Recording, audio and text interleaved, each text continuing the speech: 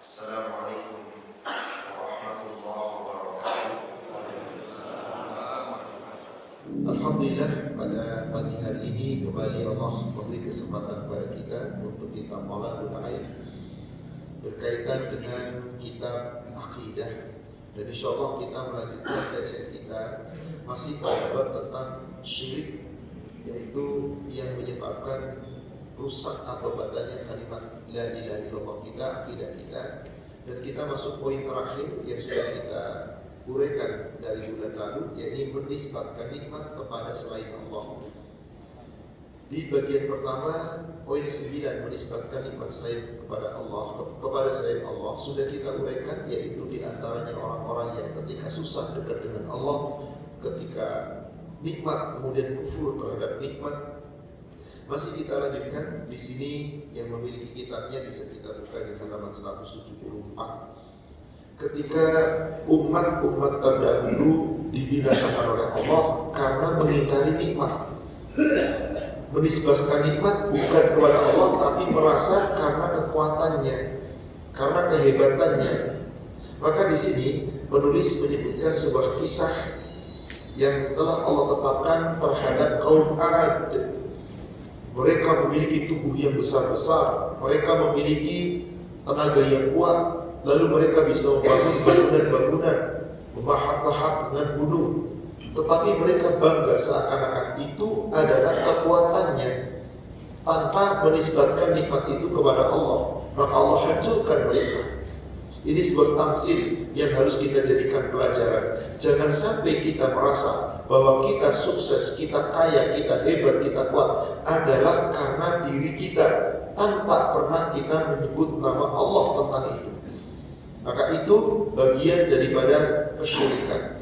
Alangkah patutnya orang-orang yang terpercaya di zaman kita ini, dengan segala apa yang telah mereka raih berupa penemuan baru dan kemampuan yang membuat mereka lebih kuat, sebagai ujian bagi mereka. Tetapi mereka tidak mensyukuri nikmat Allah. Coba kita lihat, manusia bisa membuat sesuatu lalu mengatakan menciptakan pesawat. Enggak, dia nggak pernah menciptakan pesawat. Membuat pesawat, merakit pesawat, menciptakan ulang-alik, menciptakan anu ini dan itu, gedung yang megah, jembatan yang sangat kuat, menciptakan kendaraan, mobil listrik dan seterusnya. Dan manusia nggak pernah bisa menciptakan. Pencipta hanya satu, Al-Khaliq, Allah. Manusia cuma membuat, merakit. Apa bedanya membuat dengan menciptakan? Menciptakan itu adalah sesuatu yang tadinya tidak ada menjadi ada. Adakah manusia dulunya? Tidak ada, jadi ada. Adakah pohon-pohon dulunya? Tidak ada, jadi ada. Adakah binatang dulunya? Tidak ada, jadi ada. Adakah bumi? Adakah langit? Adakah gunung? Tidak ada, jadi ada. Itulah pencipta. Siapa yang melakukan itu? Rabbul Alamin, Allah Jalla wa'ala. Bagaimana dengan manusia? Membuat, merakit. Barang-barang sudah Allah sediakan. Mobil, kalau nggak ada biji besi di dunia ini, nggak ada yang bisa bikin mobil.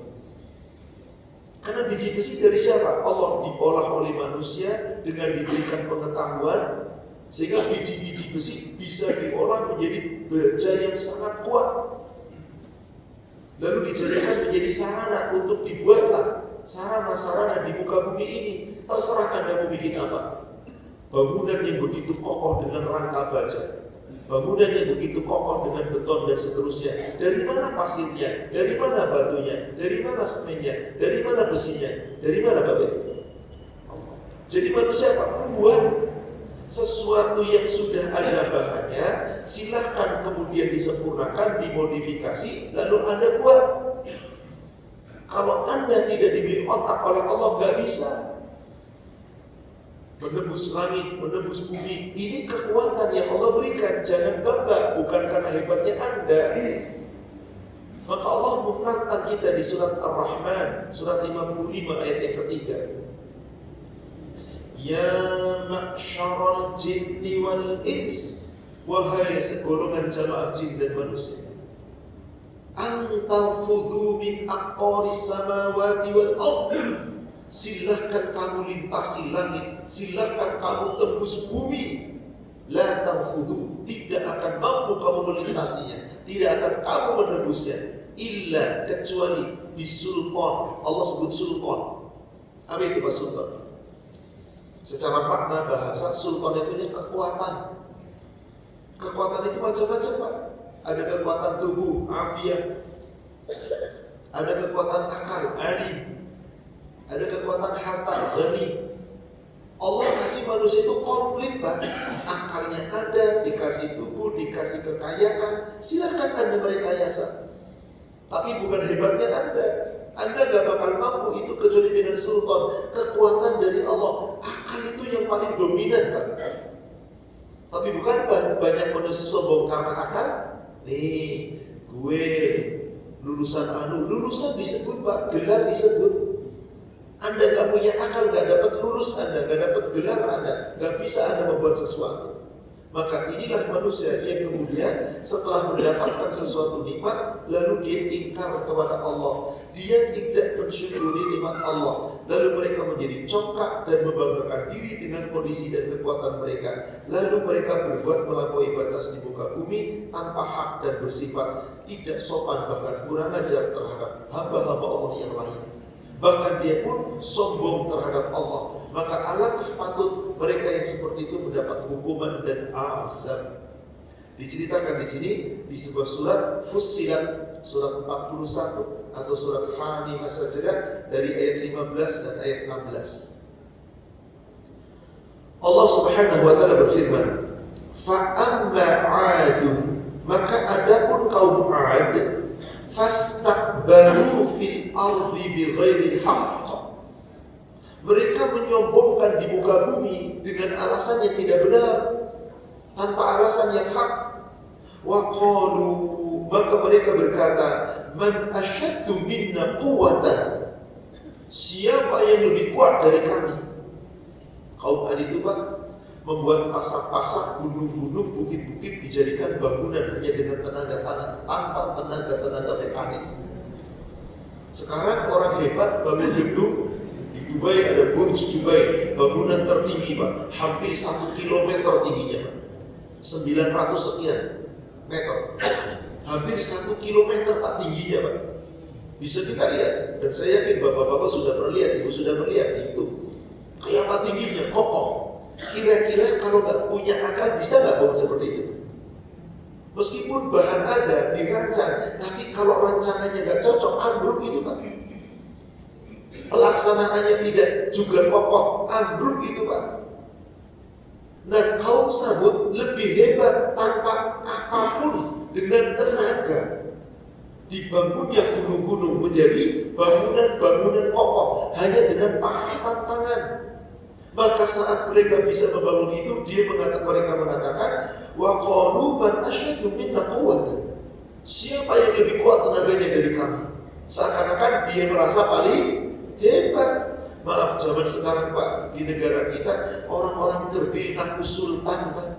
Nih sultan, disebut menyatakan dirinya sultan. Luar biasa Pak. Hanya cuma duit. Ngumpulin mobil banyak, nih sultan. Rumahnya gede, nih sultan. Punya kekayaan yang bisa dibanggakan, nih sultan. Maka disebut sultan itu bangga benar Pak. Malah pamer diri. Inna lillahi wa inna ilaihi raji'un. Sampai merasa dirinya kaya, harta-harta dibuang dengan seenaknya, nih kaya. Luar biasa manusia. Kekonyolan manusia zaman sekarang lebih hebat lagi. Kesyirikan dengan cara apa? Meyakini sesuatu bukan dari Allah, tapi merasa dirinya yang hebat. Maka ketika kaum Samud mengatakan siapa yang lebih kuat dari kami, maka Allah kemudian mengatakan, awalam yarau, maka apakah mereka tidak mengetahui Anallaha alladzi khalaqahum, Allah yang telah menciptakan mereka, huwa asyaddu minhum quwwah, dialah Allah yang kekuatannya lebih hebat dari mereka. Kekuatan manusia tidak ada apa-apanya.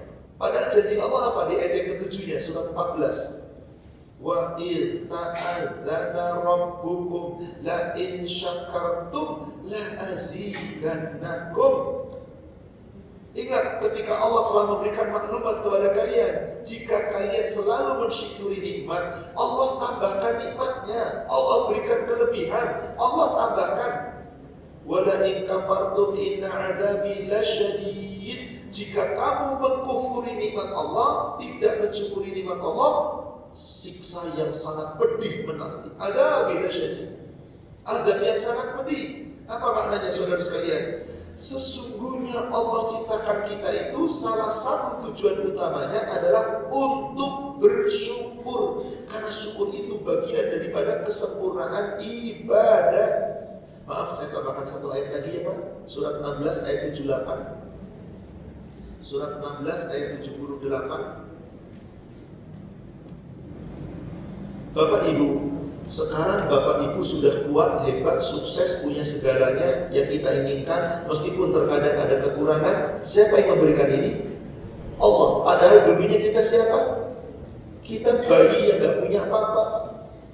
Wallahu akhrajakum min butuni ummahatikum la ta'lamuna syai'an. Dan Allah lah yang telah mengeluarkanmu ke dunia ini melalui rahim ibumu, perut ibumu. Saat kita lahir ke dunia, bayi, la ta'lamuna syai'an, gak tahu apa-apa kita. Lemah, miskin, telanjang, gak punya pakaian, gak apa-apa. Tapi kan ahli waris orang kaya, kan bapakmu yang kaya, kamu gak punya apa-apa kalau gak dapat warisan. Kemudian apa yang terjadi? Wa ja'ala lakumus sam'a. Setelah kamu lahir ke dunia ini, perlahan-lahan maka Allah berikan kepadamu pendengaran. Wal absar, Allah berikan kepadamu penglihatan. Wal afidah, Allah berikan kepadamu hati nurani, akal pikiran. Sempurna kita sekarang. Apa tujuannya? La'allakum tashkurun, supaya bersyukur. Kira-kira banyak yang bersyukur atau banyak yang kufur, Pak? Qalilan ma tashkur, sedikit sekali yang bersyukur. Semoga kita termasuk orang-orang yang bersyukur, yang tidak pernah mengingkari nikmat Allah. Adapun ketika Allah menguji kita dengan kesulitan, bismillah, banyak orang sulit bukan cuma kita. Yang penting kita berusaha dulu dan berdoa dulu, insya Allah. Ada usaha, ada doa. Kemudian kalau kita minta bantuan, mintalah bantuan. Insya Allah semoga Allah yang mengetahui. Ingat, bukan manusia yang bisa memberi bantuan Anda. Mintalah sama Allah.